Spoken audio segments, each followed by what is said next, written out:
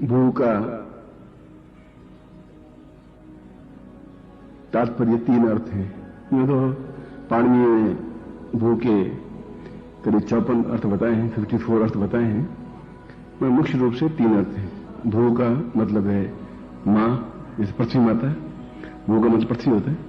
भू का मतलब मां, भू का मतलब है द्रव्य, धन, और भू का मतलब है सब कुछ प्राप्त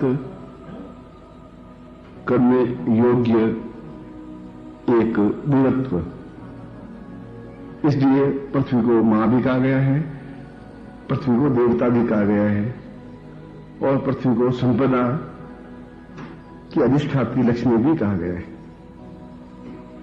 सोने की खानें अगर मैसूर के पास में है तो जमीन के अंदर ही है, और कोयले की खानें धनबाद के पास में है तो जमीन के अंदर ही है, और जमीन का कोई हिस्सा ऐसा बाकी नहीं बचा है जिसके नीचे कोई न कोई किसी न किसी प्रकार का द्रव्य नहीं हो।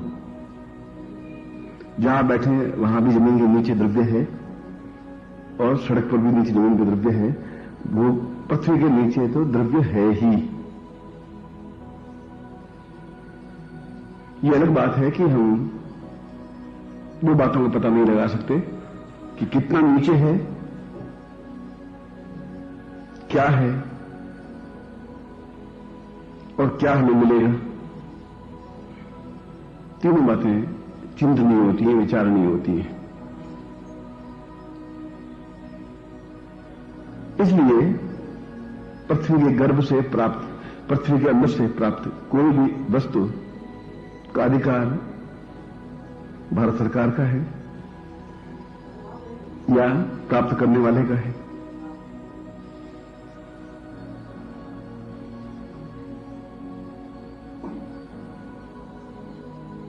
मगर कैसे प्राप्त ज्ञात करें कि मेरे खेत में या मेरे घर में या मेरे आंगन में या मेरे कमरे में या मेरे स्थान पर गर्भ में, जमीन में कोई द्रव्य है, और है तो क्या है।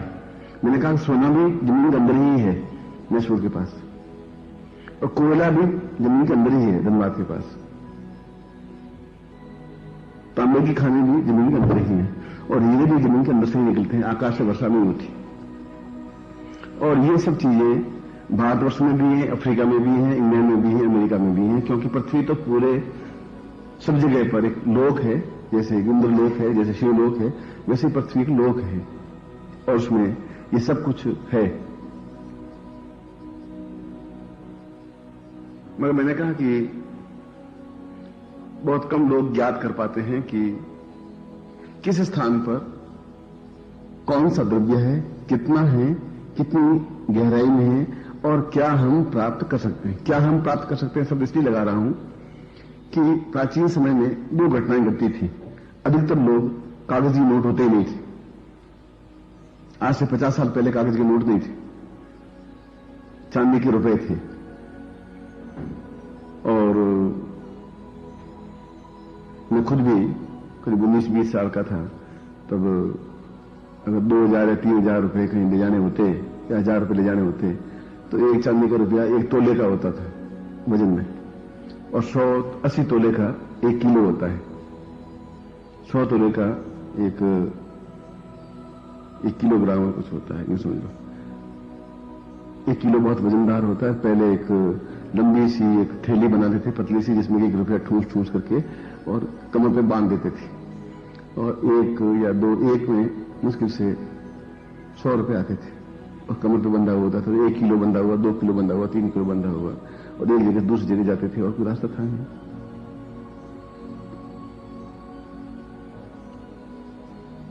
उसमें जो भी घर का मुखिया होता था वो अपने बुढ़ापे को सुखमय बनाने के लिए इस प्रकार के धन को जमीन में गाड़ देता था, छुप करके, बेटों से भी, पत्नी से भी छुपा करके रखता था। आज भी छुपा के रुपए रखते हैं, पर आप नोट तो रखेंगे तो महीने भर बाद उसमें कागज के टुकड़े गल जाएंगे, क्योंकि जमीन के अंदर भी बहुत गर्मी हीट होती है, तो टुकड़े तो जमीन के अंदर रुपए तो रह ही नहीं सकते, कागज के नोट नहीं रह सकते,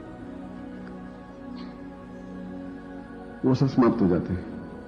और अचानक पिताजी की डेथ हो जाती है तो जमीन के अंदर ही रह जाता है, क्योंकि वो किसी को कह के जाते ही नहीं, और वो पता नहीं चलता। और लोग पूरा घर खोदते हैं और घर खोद खोद के दुखी होते हैं और मिलता कुछ नहीं है, उल्टा घर की मरम्मत के लिए और 5,000 रुपए, 10,000 रुपए, 25,000 रुपए और खर्च हो जाते हैं। एक तो ये समस्या होती थी। और पुराने जमाने में इस प्रकार की संपत्ति, सोने की सल्लियां या सोने की गिन्नियां या चांदी के रुपए जब जमीन में गाड़ते थे तो उसके ऊपर तांत्रिक प्रयोग कर देते थे। इस प्रकार के तांत्रिक बहुत होते थे जो इस कोई चीज को ले तो लेने वाला समाप्त हो जाए, मर जाए, या उसके घर का परिवार का कोई सदस्य मर जाए। दो समस्याएं, इसलिए अधिकतर इस प्रकार के उसमें तांत्रिक या विद्या जानने वाले थे और वो पहले जमीन पर ये प्रयोग करवा देते थे, फिर जमीन में गाड़ते थे। और वो भी बड़े होशियारी बढ़ते थे, 5 जगह इस प्रकार का प्रयोग करवाते थे, फिर एक जगह गाड़ते थे, फिर उसको भी मालूम पड़े नहीं। तो हमारे पूर्वज भी बहुत होशियार थे। तीसरी बात ये कि जमीन गतिशील है। आज आप यहां चीज गाड़ें तो 2 साल बाद ठीक वहां निकलेगी, यहां नहीं निकलेगी। अंदर जमीन हिलती रहती, बैठती चलती रहती। मुझे बहुत अच्छी तरह से याद है, मेरे मामा जी गांव में रहते थे, हैं अभी जिंदा हैं, करीब 92 के हैं।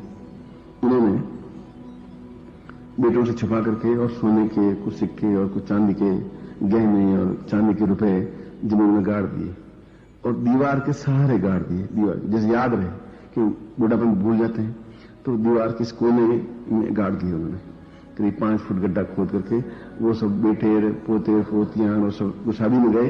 वो सोचा, बुढ़े ने सोचा चलो अब सही है, अब गाड़ दो। बस गाड़ दिए और 5-6 साल बाद उनको जरूरत पड़ी तो पास में पड़ोसी का मकान था, दीवार बीच में थी, वो सड़क था, पड़ोसी के यहां चला गया कि अंदर तो चलता रहता। मैंने कहा कि आप खुद आज देख लीजिए, आज कोई चीज लोहे का टुकड़ा गाड़ दीजिए और 5 साल बाद देखेंगे तो उसमें 10 फुट दूर में निकलेगा और आप घबरा जाएंगे, क्या डाला था, गया कहां था, किसी ने निकाल दिया, हुआ क्या, जमीन तो पोली है नहीं, जमीन तो बहुत ठोस है, ये क्या चीज हो गई। पर जमीन खुद भी भूकंप की तरह अंदर के अंदर हिलती रहती है। और मामा जी बहुत घबराए, उसे डाला देखा, आग खोदा, उधर खोदा, माता को याद किया, क्या हो गया, क्या नहीं हुआ, सर बहुत क्यों गाड़ा था, बहुत समस्या हो गई।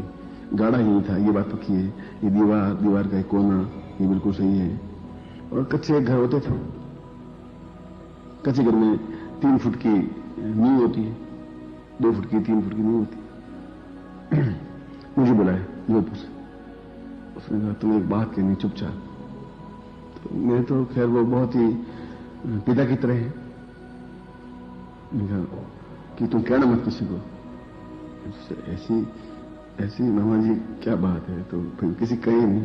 उनका क्या है कि बेटे बुढ़ापन में कुछ सेवा करते नहीं बिना पैसों की। गधे और मूर्ख होते हैं जो बेटों की संपत्ति बंटवारा करके दे देते हैं। इसलिए मैंने काफी सोने के गहने और चांदी के गहने और चांदी के रुपए यहां गाड़े थे और यहां खोदा। अब वो बच्चे तो सब शादी में गए, वो आएंगे, परसों आ जाएंगे। अब यहां तो है नहीं, कोई चोर चुरा के ले गया, मैंने किसी को हवाई नहीं लगने दी और कंकड़ी जमीन है। तो मैं ये करीब 10-15 साल पहले, 10-12 साल पहले की बात। तो मैंने ध्यान लगा के देखा तो पड़ोसी के यहां चली गई अंदर से, अंदाज ही लगा, तांत्रिक प्रयोग तो नहीं है, तांत्रिक प्रयोग करवा ही नहीं था। अब पड़ोसी को कहें, पड़ोसी मरी जाए नहीं, वो तो खुद खोद करके निकाल दे। तो मैंने कहा क्या युक्ति करें कि मामा जी मतलब अभी मर जाएंगे 8 होकर के, बड़ी मुश्किल से दिमाग कमा के रखा होगा। अब कागज नहीं मिलेगा तो ये मामा जी राम नाम सत्य हो जाएंगे, बस चलो मुझे रुकना पड़ेगा। और नहीं कहें तो फिर तू निकाल भाई, कहां है तू, पढ़ा लिखा है, शहर में रहता है ये, और परसों आ जाएंगे घर वाले सब। तो फिर मैं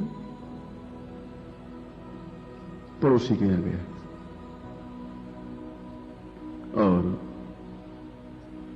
पड़ोसी ने कहा कि थोड़ा झूठ बोला, असत्य उच्चारण करना पड़ा अपने हित के लिए, उनको दुख देने के लिए नहीं। मैंने कहा कि तुम्हारे महीने भर में बहुत बड़ा संकट आने वाला है, अगले 5-7 दिन में तो बहुत भयंकर संकट आने वाला है, कोई न कोई बहुत बड़ी हादसा दुर्घटना घटित होगी ही होगी।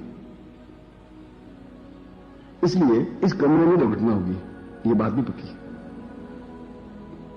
तो क्या करें, मैं क्या करूं? इस कमरे में नहीं सोएंगे, इस कमरे में सोने के सवाल नहीं, ये पॉइंट नहीं। सवाल यह है कि इस कमरे में खोज करके कुछ चांदी का सांप और चांदी का शिवलिंग और ऐसे 5-7 चीजें डालनी पड़ेगी अंदर खोद करके, मगर उसमें घर का कोई व्यक्ति रहे नहीं, ये बहुत जरूरी है।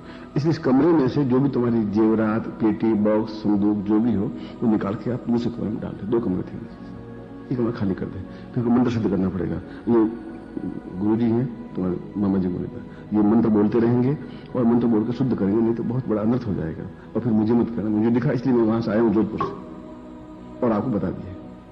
उनका मेरे को एक ही लड़का है, मैं तो नहीं जानते एक लड़का है कि 2 लड़के, मैं इस पॉइंट को नहीं जानता हूं।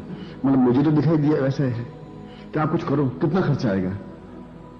खर्चा जो आएगा वो ले लेंगे, आप तो पड़ोसी हैं मामा जी के, आप खर्चा क्या लेना है? जो खर्चा होगा तो कोई चांदी का छोटा सा सांप बनाना है तो जोधपुर से बनवा के लाए हूं, मैं लेकर के आया हूं।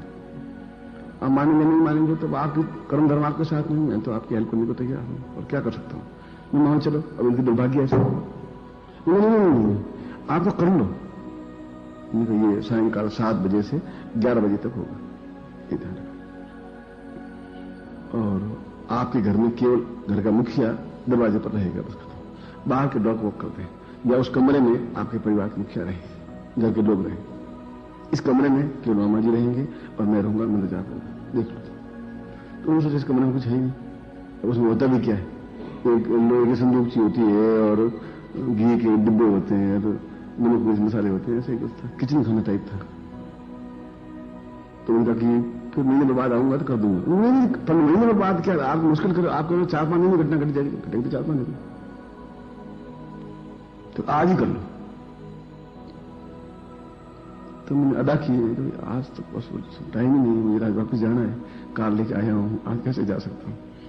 आज तो लेकिन आज जोड़ता हूं, पैर पड़ता हूं, आप जैसे भी हो आज आप कर लो, बस खत्म। जो भी खर्चा हो आप चिंता मत करिए। एक ही लड़का है, पत्नी बुढ़िया है, वो मर जाएगी बिल्कुल, नहीं होगा तो मैं क्या कर सकता हूं? ऐसा करना पड़ा।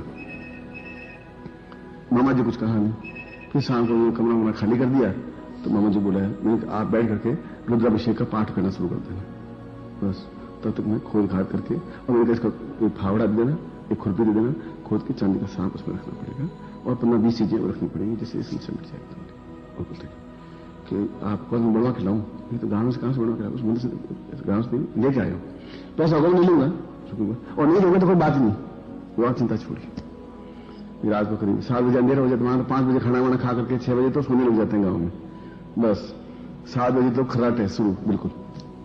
तो 6:30 बजे गए, आप जोर जोर से पाठ करो जिससे खुदाली की आवाज नहीं आए, और करीब 4-1 फुट खोदा होगा, तो मामा जी का सारी संपत्ति उसमें पड़ी थी। वो ली बोरा एक था, बोरे में भरा,